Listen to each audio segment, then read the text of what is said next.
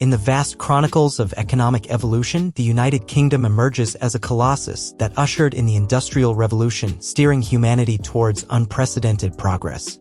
Yet, beneath the veneer of historical grandeur, the UK finds itself entwined in a challenge, a story that could potentially reshape its global influence.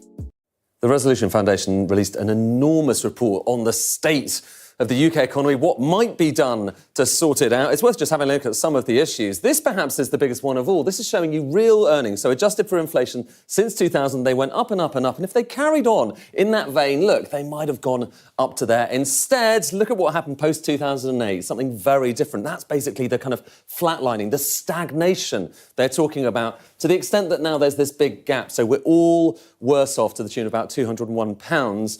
And that's not the only issue. Look at the gap between rich and poor. So this is something called the Gini coefficient. It's a measure of income inequality. And you can see the UK, the higher these bars are, the more unequal. The UK is much more unequal than many other countries around Europe, particularly Northern Europe, particularly the Nordics, and only the US in this group is more unequal. So it's those two issues together that they say is a problem. But also too is this. This is showing you home ownership by generation. You can see, look, people born in the 50s, the 40s, the 60s, as they get older, they get more home ownership. So more people owning their homes as they get older. You can see in their ages there. But look what happens now when you're talking about kind of millennials and you're talking about those born in the 80s, those born in the 90s. It's not going up so quickly, so they're not able to get on the housing ladder quite so quickly. That's a big issue. Consider the sprawling landscapes of 18th century England, where the rhythmic hum of machinery echoed through burgeoning industrial centers, solidifying the UK's role as the epicenter of innovation.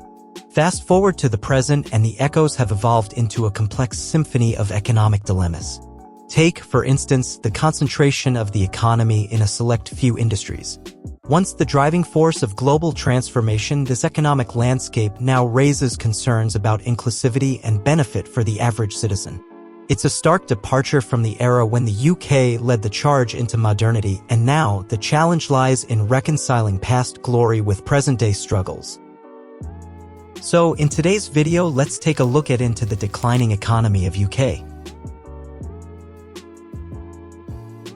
Within the intricate fabric of the United Kingdom's economic structure, a discernible pattern emerges where the country had become a two-speed economy, basically meaning that one sector of industry, business, or state grows at a much more rapid rate than another, which often masking the slow rate of growth in the smaller sectors.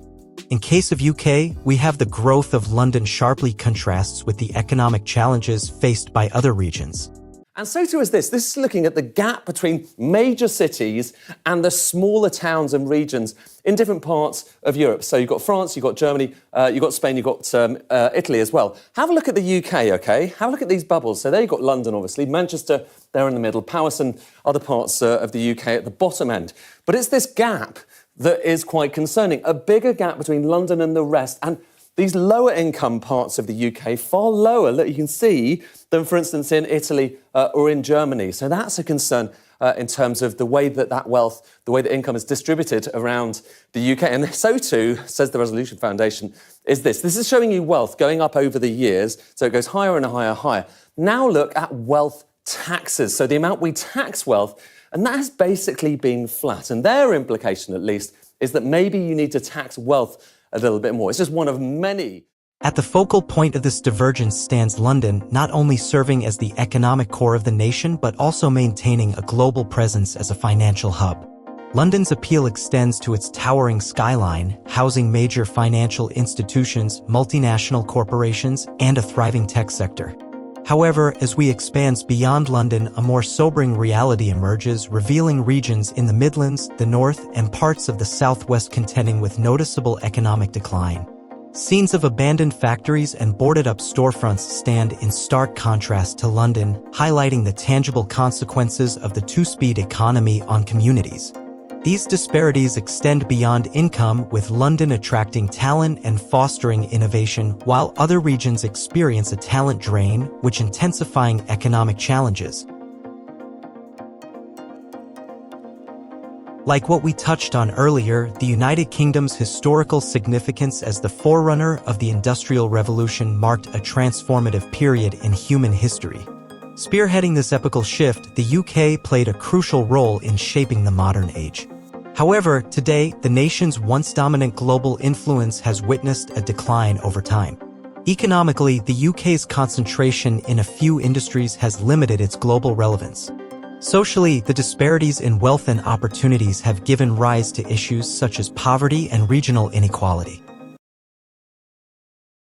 Households defined as being in relative poverty have less than 60% of the median income.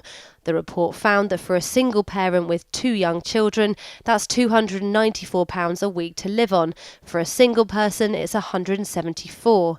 14 million people are in this bracket, more than 6 million of them, though, in very deep poverty. Now, that's less than 40% of the median income. So for a single parent with 2 young children, that's less than £196 a week to live on. For a single person, it's £116. And finally, politically, Brexit further heightened political uncertainties, adding complexity to the evolving landscape and necessitating adaptive economic strategies amid the UK's declining global influence. But to understand where it all began, we have to look into the events of Black Wednesday in 1992 had a profound impact on the UK's economic confidence, triggering a crisis of confidence that lingered in years to come. From the ERM, and that the second of 2 dramatic interest rate rises during the day was after all cancelled. Today has been an extremely difficult and turbulent day. Massive speculative flows have continued to disrupt the functioning of the exchange rate mechanism. As chairman of the Council of European Finance Ministers, I have called a meeting of the Monetary Committee in Brussels urgently tonight to consider how stability can be restored to the foreign exchange market. This pivotal moment, characterized by the UK's forced withdrawal from the exchange rate mechanism ERM, shattered the perception of stability that the nation had long been associated with. The economic fallout not only resulted in immediate challenges, including a temporary decline in the pound's value and increased interest rates, but also instigated a lingering doubt in the country's economic management. Such events contribute to a broader pattern of uncertainty, influencing investment decisions, borrowing rates, and overall economic planning. The aftermath of Black Wednesday has left an indelible mark on the UK's economic psyche, emphasizing the tangible impact of confidence crises on the nation's financial resilience and stability.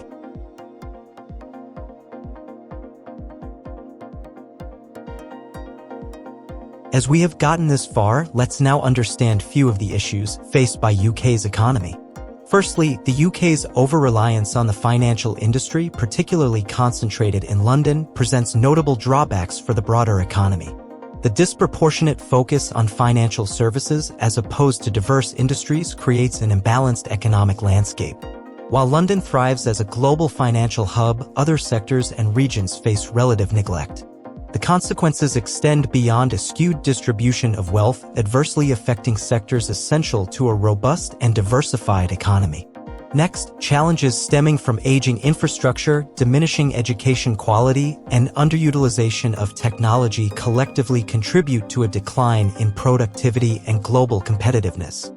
Moreover, examining migration trends reveals a nuanced story of both inward and outward movements, significantly influencing the UK's workforce dynamics. A careful analysis of these trends exposes the potential net loss of skilled workers.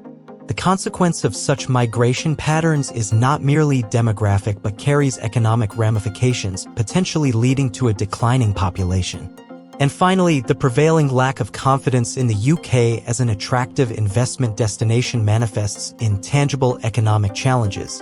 This dearth of confidence results in a reluctance among investors to engage, perpetuating a cycle that deepens regional poverty and economic struggles. All of these economic issues underscore a pressing need for strategic interventions to fix the economic landscape, invest in infrastructure and education, and instill confidence to attract crucial investments. And hopefully they can do so. And with that, let's end the video. This is Visionomics, signing out.